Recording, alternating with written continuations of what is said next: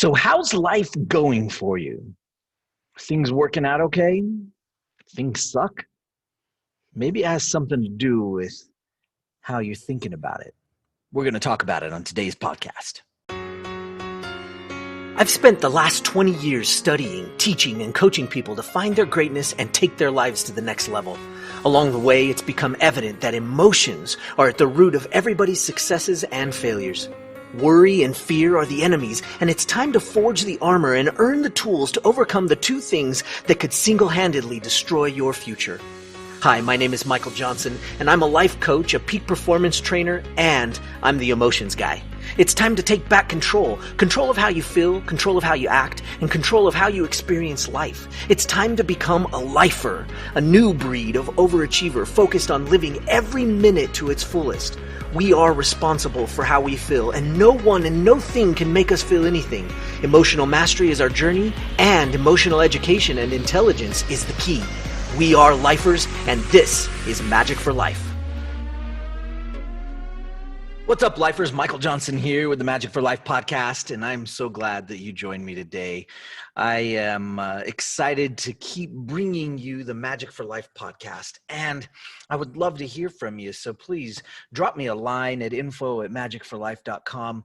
Hashtag Magic for Life if you want to screenshot this podcast and put it on Instagram or Facebook, or share it with one of your friends if you'd like, and let me know that you love the podcast, because we love to hear from you and we love to get feedback about what you want and what you need. So let us know and give us a little bit of encouragement so that we know to keep making these awesome podcasts just for you. So thank you so much for joining today. We're going to talk a little bit about the mindset behind how life is going for you. So I'd like you to think about that for just a second.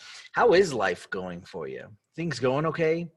Are your relationships going well? Are your business adventures going well?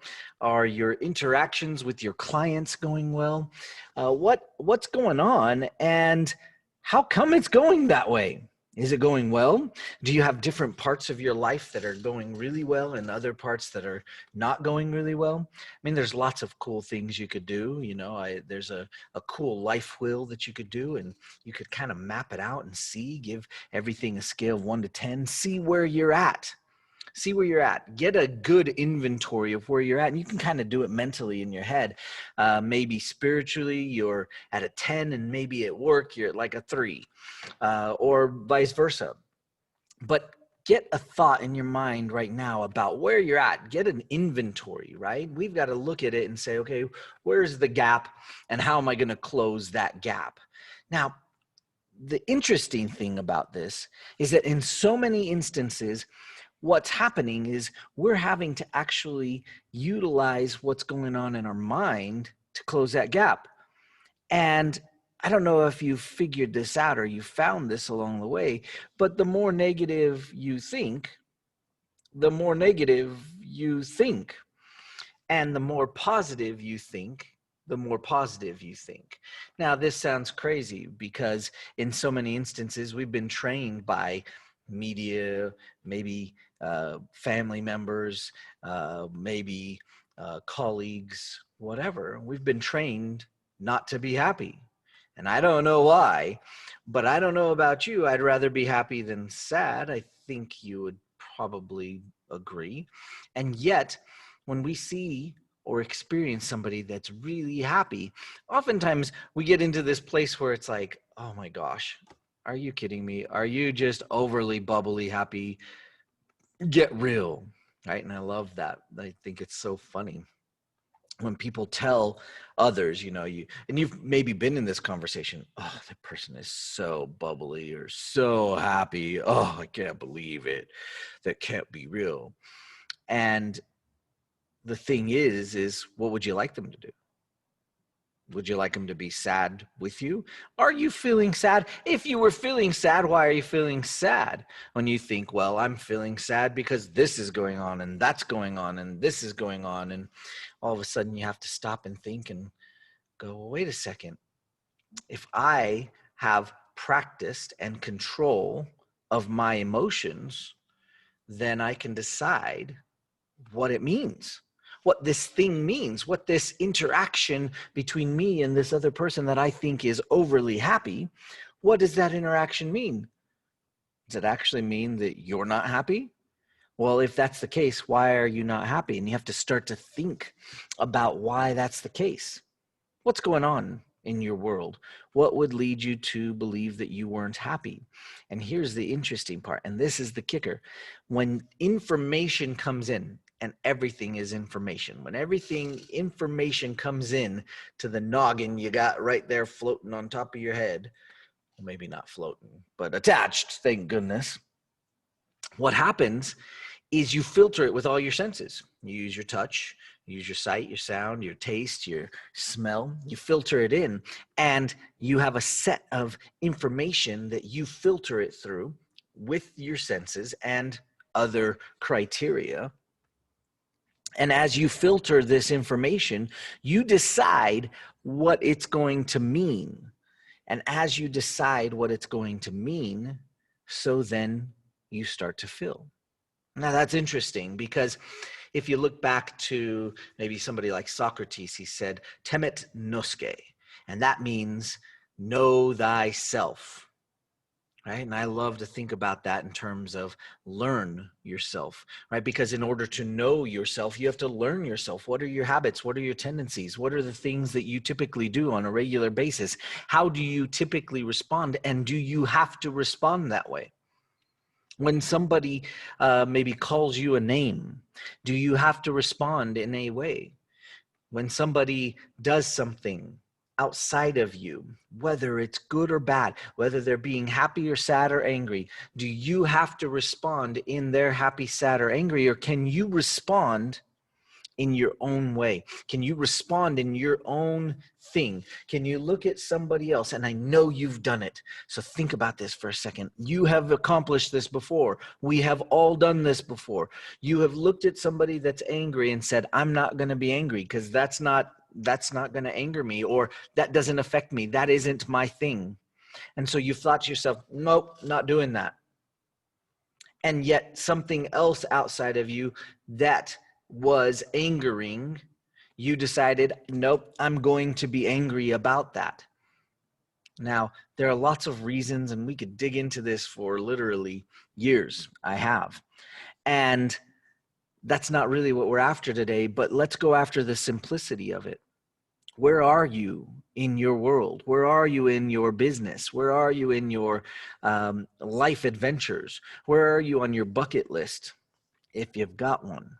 Where are you with your relationship? Where are you with your family? Where are you in those major areas in your life? Where are you with your spirituality and your centeredness?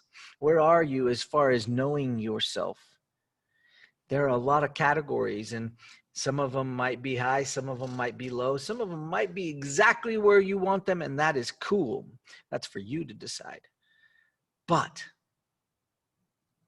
are things always working out for you? Or are they always going poorly for you?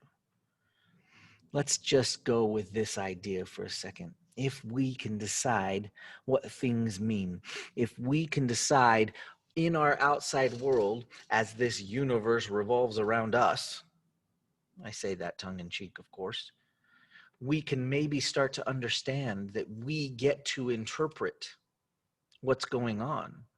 Sometimes you interpret the words that come to you. Sometimes you interpret the body language that you see of others. Sometimes you interpret the feeling of the room.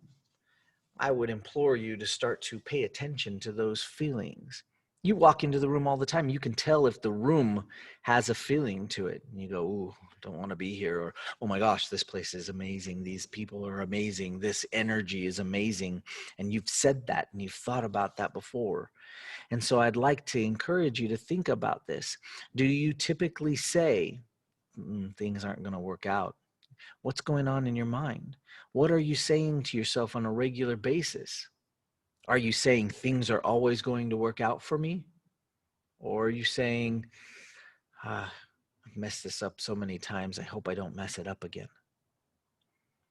Right? With that kind of thought, you don't understand that thought could actually create that thought and that action. But when you talk to people that are successful over and over again, if you model what they do, and it doesn't matter whether they're basketball players in the NBA, football players in the NFL, or Warren Buffett with his investments, it doesn't matter who you talk to. Their outlook on life, their communication with themselves is always consistent. There's always something in their communication that says, hey, things are always working out for me. And they believe it. They don't just say it, they believe it. That takes some work. But you know what? Sometimes you just have to start small. So if things are always working out for me is just too big of a statement for you to believe and feel for a second, then maybe just start with something simple. Some things have worked out for me. Sometimes things work out pretty good. Sometimes I'm pretty lucky.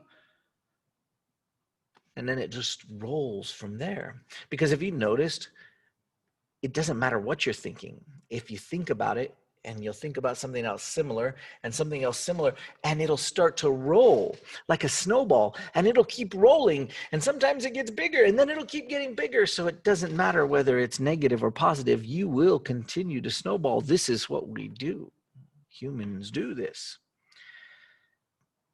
It's actually a blessing because we can actually utilize it for the positive. So when things are negative, when you have interpreted the world as negative coming at you, and as you filter that in, if your first stance is negative, try just reaching for something positive and letting it snowball.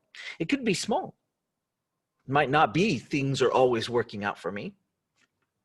Although that's a great saying to keep in your mind. I do believe in affirmations, but they have to have feeling behind them. But I also believe that when you get angry and you keep thinking about it, you'll keep snowballing that too. So it doesn't matter if you're talking about being anxious or depression or sadness. If you think about it and you continue to think about it, you'll snowball it and you'll find more things, and it'll keep getting bigger and bigger and bigger. But it also works on the happy side. You've been at that dinner. You've been at that party where somebody tells a joke and everybody's rolling and it's so funny that it hurts, right? Or your stomach is, everybody's laughing, and then it calms down and it simmers and somebody else says something else and it keeps going and it rolls and it follows that path and it keeps wanting more because that's what we do. It's a skill we have. But that skill that we have to learn to use it on the positive, not on the negative. And what's positive and negative? That is another conversation for another day. But I am so glad you're here today because I know things are always working out for you. You've got to know it too. Start to manage your mind, start to manage your feelings, and start to think about how things have always worked out for you. That's why you're here right now. Thank you so much for joining me on the Magic for Life podcast. And I hope you can share this with somebody that you know needs it today, needs to hear this message. And if you're loving the podcast, please jump on iTunes, give us a rating.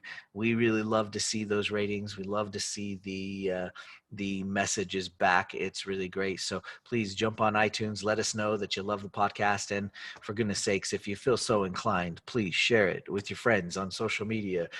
#Magic for Life. We will see you on the next podcast. Hey lifers, don't forget to get your free copy of the Every Minute book. You can find it at everyminutebook.com. And don't forget to follow us on Facebook and Instagram.